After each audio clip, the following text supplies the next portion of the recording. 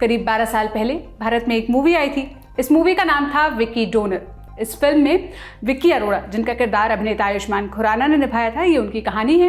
विक्की एक पंजाबी परिवार से ताल्लुक रखता है और वो दिल्ली में रहता है, लेकिन वो बेरोजगार है। इस फिल्म में डॉक्टर बलदेव चड्ढा यानी अनु कपूर ने एक फर्टिलिटी एक्सपर्ट का रोल किया।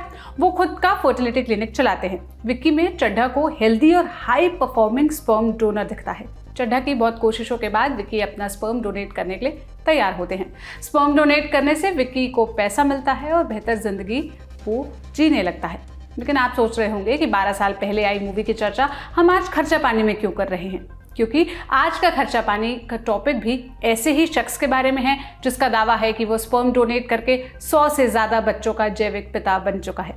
चलिए आपको पूरी बात बताते हैं। कुछ दिनों पहले की बात है। अपनी एक टेलीग्राम पोस्ट में टेलीग्राम के फाउंडर पावेल डुरोव ने दावा किया कि उन्होंने स्पर्म डोनेट करके 12 देशों में कम से कम 100 बच्चों को जन्म दिया है। उन्होंने लिखा, मुझे अभी पता चला है कि मेरे द्वारा डोनेट किए गए स्पर्म से 100 से ज़्यादा जैविक बच्चे हैं। ये किसी ऐसे व्यक्ति के लिए कैसे संभव है जिसने कभी शादी नहीं की और अकेले रहना पसंद करता है। उन्होंने बताया कि 15 साल पहले एक करीबी दोस्त जिसे गर्भ धारण करने में कठिनाई हो रही थी, उसने उनसे स्पर्म दान देने के लिए कहा।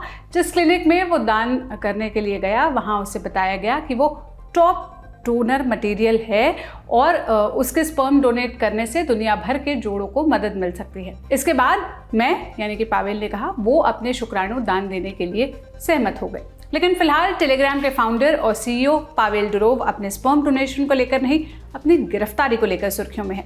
आज के खर्चा पानी में हम पावेल डुरोव पर विस्तार से बात करेंगे, जानेंगे कि पावेल डुरोव कौन है, रूस के जकरबर्ग कहे जाने वाले शख्स पर क्या आरोप है, साथ ही जानेंगे कि भारत में टेलीग्राम पर क्यों जांच बिठाई गई, क्या भारत में टेलीग्राम को बैन करने की तैयारी की जा रही है।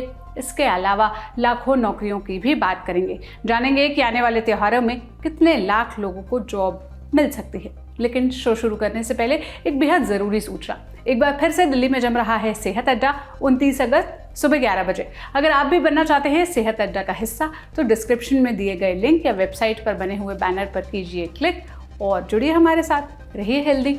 अब शो पर लौटते हैं। नमस्ते, मेरा नाम सोनल है और आप देखना शुरू कर चुके हैं ललन टॉप का डेली फाइनेंशियल बुलेटिन खर्चा पानी। टेलीग्राम के फाउंडर पावेल डुरोव को फ्रांस की राजधानी पेरिस के ले बोगेट एयरपोर्ट से गिरफ्तार कर लिया गया है। मीडिया रिपोर्ट्स के मुताबिक उन्हें प्राइवेट जेट से उतरने के तुरंत बाद हिरासत में लिया गया।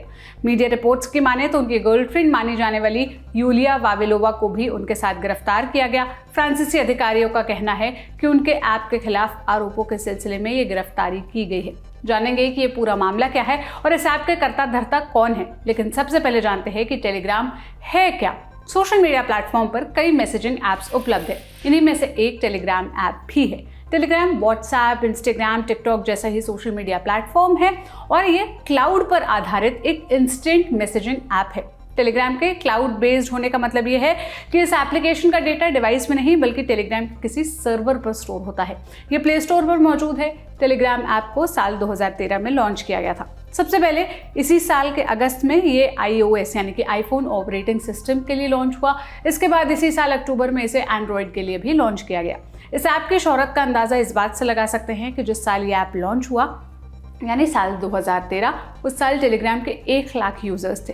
लेकिन अप्रैल 2020 में दुनिया भर में इस ऐप का इस्तेमाल करने वालों की तादाद 40 करोड़ पहुंच गई। इसके बाद ताज़ा आंकड़ों के मुताबिक दुनिया भर में 90 करोड़ से ज़्यादा बार टेलीग्राम डाउनलोड किया जा चुका है। टेलीग्राम के दीवाने दुनिया भर में हैं। इसकी सबसे बड़ी वजह इसमें सीक्रेट चैट की सुविधा मिलती है। टेलीग्राम का इस्तेमाल मुफ्त है। इस प्लेटफॉर्म का इस्तेमाल भारत में भी किया जाता है। अब बात करते हैं टेलीग्राम के फाउंडर पावेल डुरोव की। पावेल डुरोव एक उद्यमी है। इनका जन्म रूस में हुआ। पावेल ने 20 साल की उम्र में सेंट पीटर्सबर्ग यूनिवर्सिटी से भाषा शास्त्र में ग्रेजुएशन किया। इसके बाद उन्होंने सोशल नेटवर्किंग साइट वीके की स्थापना की।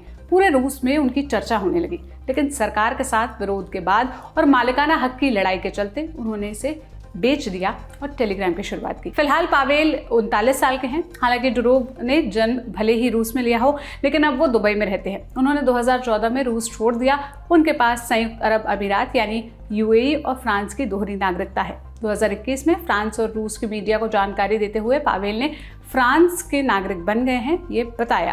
पावेल ही टेलीग्राम कंपनी के फाउंडर के साथ CEO यानी मुख्य कार्यकारी अधिकारी भी हैं। टेलीग्राम को 2017 से दुबई से ही चलाया जा रहा है। फोर्ब्स के मुताबिक पावेल डुरोव की नेटवर्थ 15.5 अरब डॉलर के आसपास है। रुपयों में आंका जाए तो उनकी कुल संपत्ति 1,30,000 करोड़ रुपए है। अब सवाल ये आता है कि उन्हें गिरफ्तार क्यों किया गया। मीडिया रिपोर्ट्स की माने तो कंपनी के फाउंडर की गिरफ्तारी की वजह टेलीग्राम पर मॉडरेटर की कमी बताई जा रही है। पुलिस ने शुरुआती जांच में पाया कि मॉडरेटर की कमी ने मैसेजिंग ऐप पर आपराधिक गतिविधियों को बिना रोक टोक के चलने दिया। हालांकि इस मामले में टेलीग्राम की तरफ से कोई आधिकारिक बयान अभी तक सामने नहीं आया है। 2022 में रूस और यूक्रेन युद्ध के बीच टेलीग्राम सूचनाओं के एक मुख्य स्रोत के रूप में सामने आया। 2022 में रूस के साथ संघर्ष के बाद यूक्रेन के राष्ट्रपति व्लोदिमीर ज़ेलेंस्की ने देश को संबोधित करने के लिए टेलीग्राम का ही इस्तेमाल किया था। माना गया कि अब भी टेलीग्राम के जरिए दोनों देशों से अनफिल्टर्ड इन्फॉर्मेशन को भेजा जा रहा है, जिसमें कुछ गलत जानकारियां भी थी।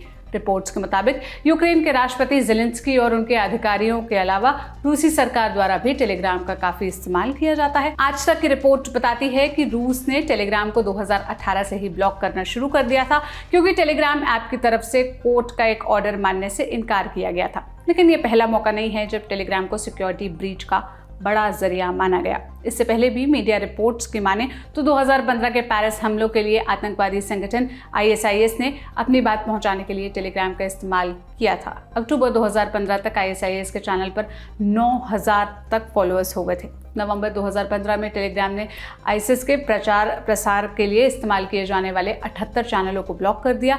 इस बीच खबर है कि भारत में भी टेलीग्राम पर शिकंजा कसने की तैयारी की जा रही है।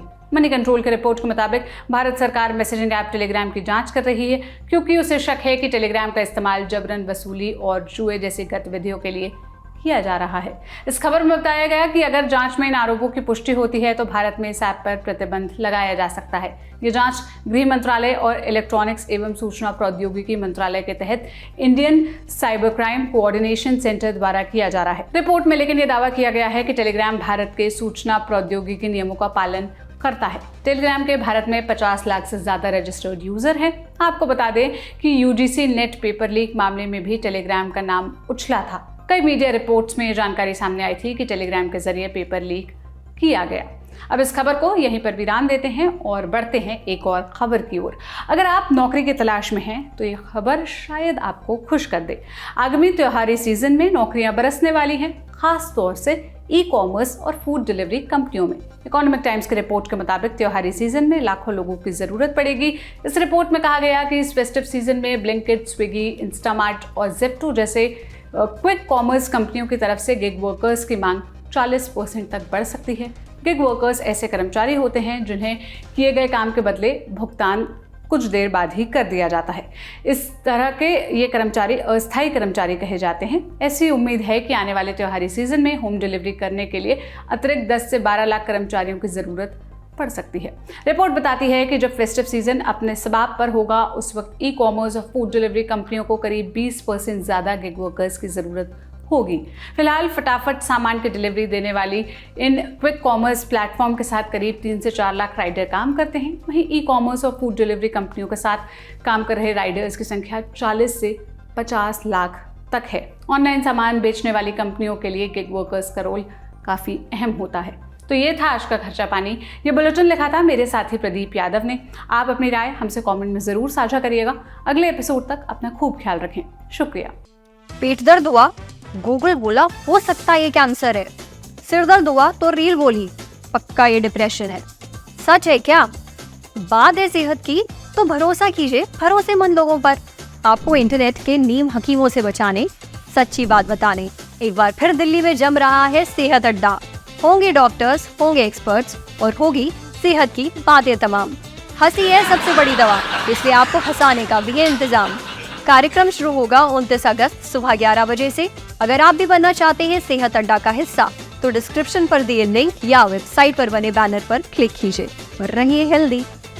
सेंसोडेंट के present Sehat Adda, co powered by USP, your reliable health care partner and doctor Basu eye hospital.